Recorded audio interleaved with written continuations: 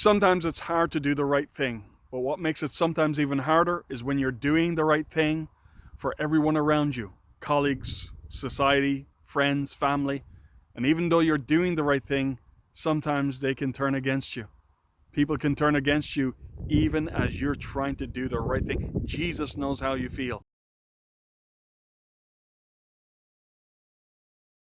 In our devotion today, devotion 2, we're going to look at Matthew 26, Isaiah 50, also Psalm 41.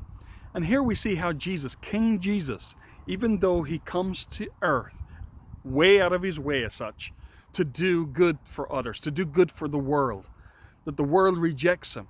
In fact, God in his wisdom turns even that rejection as part of the salvation, but that's another story.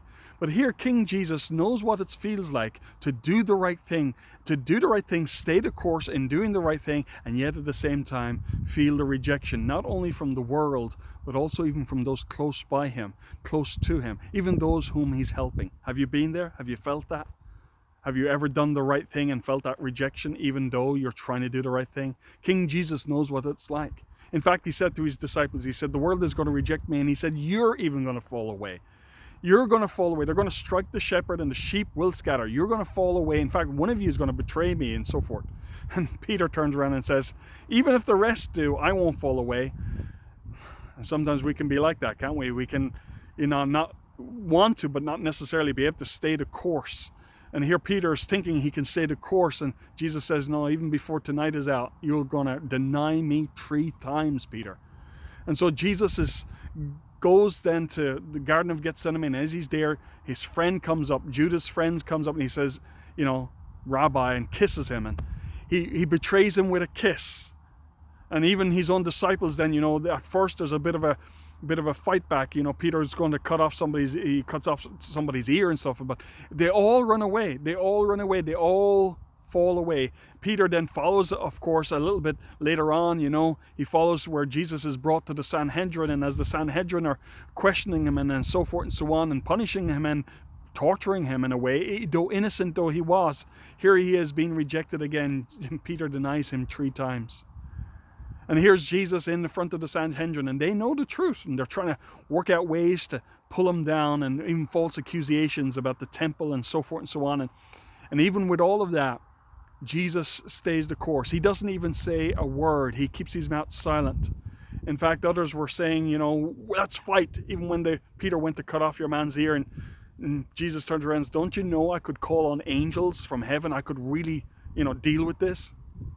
Jesus does the right thing when the right thing is not easy. Even when he could call on the angels of heaven, he does the right thing. But the hardest part is possibly the rejection. The rejection while you're doing the right thing. Even though he had the power to do otherwise, but it was even the rejection was the tough one. Jesus had a friend closer than a brother who would kiss him and deny him. So here we see that Jesus is really the king that will always do the right thing by us.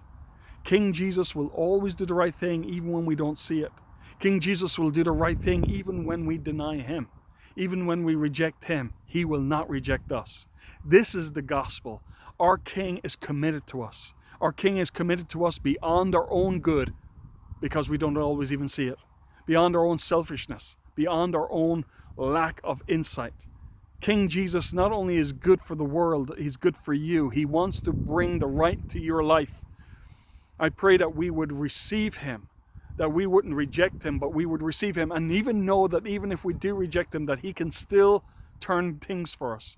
Jesus denies him and hangs himself. Peter denies him, but then eventually turns and asks for forgiveness. Right now, I ask you to ask King Jesus into your life, because King Jesus will always do the right thing by you. Not even for his own sake, even when it's difficult, even when he knows that you're going to reject him, he will still do the right thing by you. I've been following the Master for a number of years now, and I've not always done it right, but he's always done right by me. So during this Holy Week, during this Easter week, I ask you right now to consider King Jesus, who does the right thing even under pressure. I ask you to consider Jesus and put him into your life. He will do the right thing by you even in the midst of times when you don't see. He's doing the right thing by you all the time. Know that. Have faith in that. And then he calls you to have the strength in his name to do the right thing also. He calls you to it as well. But until you've grasped how much he does it for you, it'll be difficult for you to do it for others. But we're called to that lifestyle because he does it first. God is for you and not against you, even when you don't see it. God is for you even when you deny him. He will not deny you.